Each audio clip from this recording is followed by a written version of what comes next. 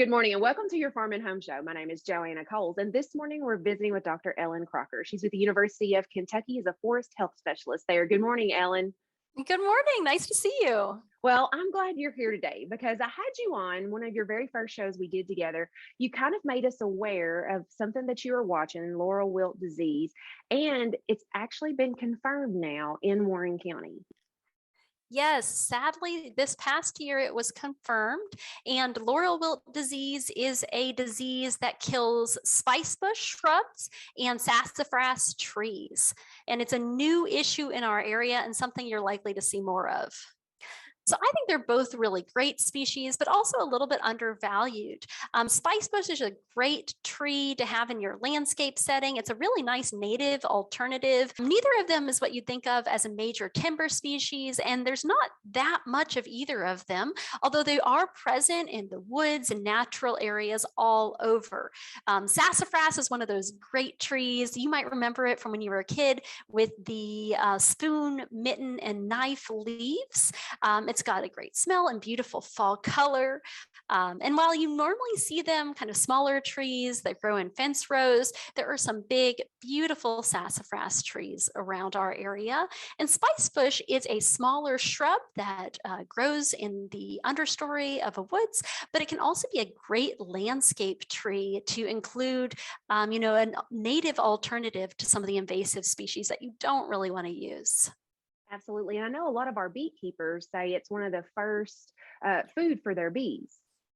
Yeah, and it's got a kind of early, beautiful flowers. Absolutely. So how does this disease get into these two species? So this disease is caused by an invasive fungus that's native to Asia and unfortunately was accidentally introduced to North America. It's carried by tiny little redbay ambrosia beetles, which are also invasive. So you've really got this combination of invasive fungus that's carried by these invasive beetles. They get in the tree, they gum up the tree's circulation system that it needs to move around water and nutrients. And basically it's strangling the tree that way. And unfortunately, it really rapidly kills these species. They don't have a lot of defenses to them. And what you might see when you're looking around, you're not going to see that fungus, it's under the bark. But what you will see are in the middle of the summer, kind of droopy, wilted leaves. And as that progresses, you might see early fall color. For spicebush, that's going to be a nice yellow color. For sassafras, kind of brilliant reds and oranges. And that followed by dead trees, unfortunately. I'm seeing a lot of dead trees along the side of the road. When I'm driving in southwestern Kentucky, you see those dead sassafras twigs that let you know that laurel wilt is in the area. And if you were to cut into that bark, just under the bark, what you'd see is this dark black streaky staining. It's really distinctive.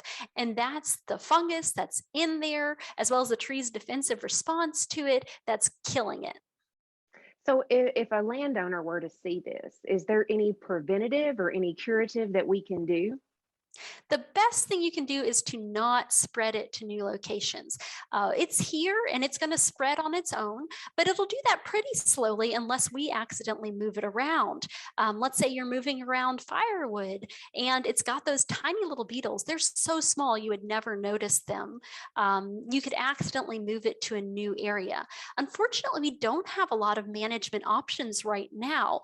However, we are trying to work on some trials of fungicides that might protect individual trees. If anyone's interested in being a part of that, please reach out to me and we can try to loop you into those studies that are ongoing. Right now, though, our best option is to prevent it from spreading. And if you do have trees that have been killed by it, you can always cut those down and chip them to prevent those beetles from being able to then spread it to new trees. We have a fact sheet where you can find out more about what it looks like, see some photos, and learn what you can do to stop its spread. You can find that online as well as a website with more information and updates on where laurel wilt currently is, where you might be seeing it. All right. Thanks, Ellen, for the information. And if you have questions, make sure to contact your local extension office. Thanks for watching and have a great day.